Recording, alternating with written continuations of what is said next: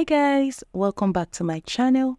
So today we're going to be making a crop top, and I'm so excited to show you how you can make this particular kind of crop top. Having an underbust gathers, and it's very easy to make. Believe me when I say very easy to make. So in this short video, I'm going to be teaching you how you can make your patterns, you can draft your patterns, and how you can cut them. So follow me, let's get it going.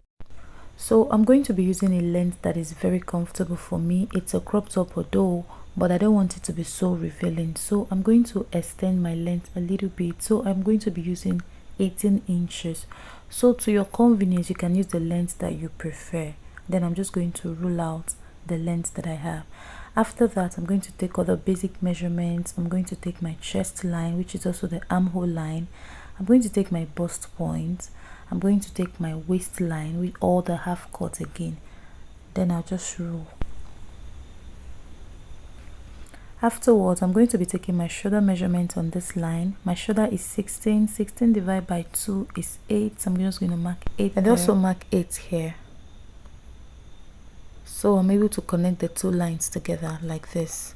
Afterwards, I'm going to be taking my neck width. For this particular top, I'm using 4 inches, which is 8 inches when you open it.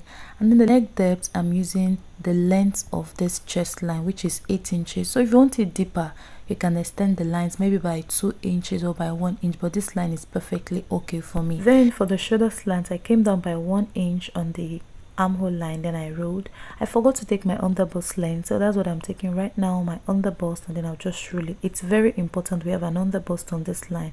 Then I labeled my lines. So I'm taking my underbust circumference. So at this point, from your bust measurement down to the full length, you're going to be dividing any measurement you have. You're going to be dividing it by 4. So you're dividing your bust measurement by 4, your waist measurement by 4, your underbust measurement you're dividing by 4. So at this point, I already marked my bust measurement. So I'm just going to connect the points together. So I'm literally tracing out the points that I have first. Then I added 1 inch for allowance on all of the sides, and then I will also go ahead and just connect all of the lines together. So on the armhole line, I'm going to take the midpoint from the slants, and then I'll go in by half of an inch. This is a front armhole, so it has to be a little bit deeper by at least half of an inch. So I'm curving it into the half of an inch.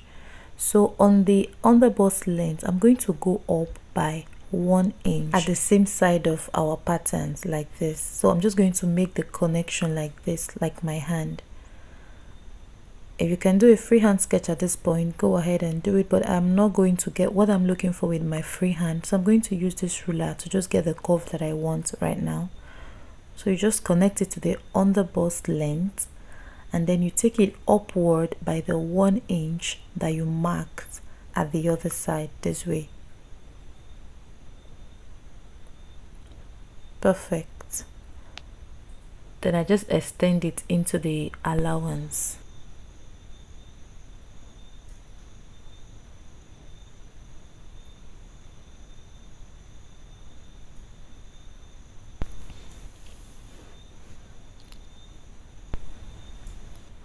So what I did basically here was to place the front pattern on a fresh pattern paper, and then I cut out the back, leaving an extra allowance for the zip.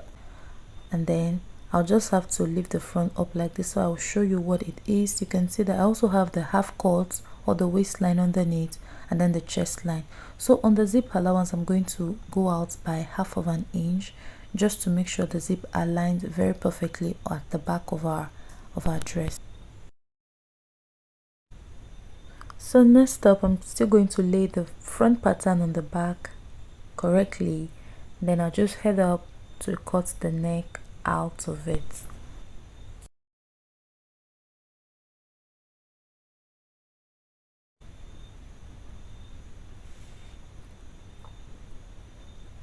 So if you want to add like a dart to yours, you can use your nipple to nipple measurement to measure like you want to make a breast pad.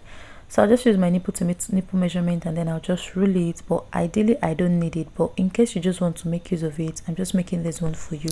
Also for the back, if you want to also add a dart, you can just go ahead and add the darts to the back as well, but I'm not going to be needing one. So I'll just cut this one out and then tell us what next. So I'm going to be making some mark at this point. If you want, you can do some measurements, but making a measurement at this point is really not necessary.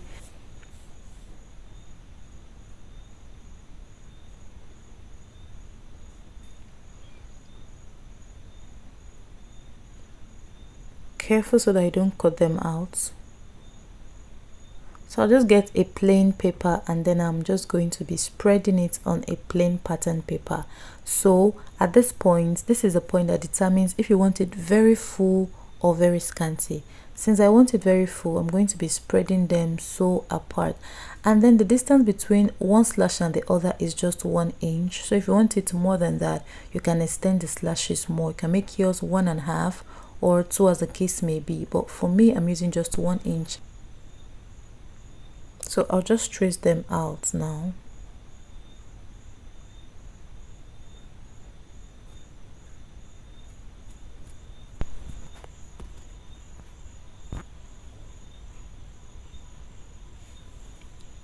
So at the end of the day, this is what we have to make use of for the front part.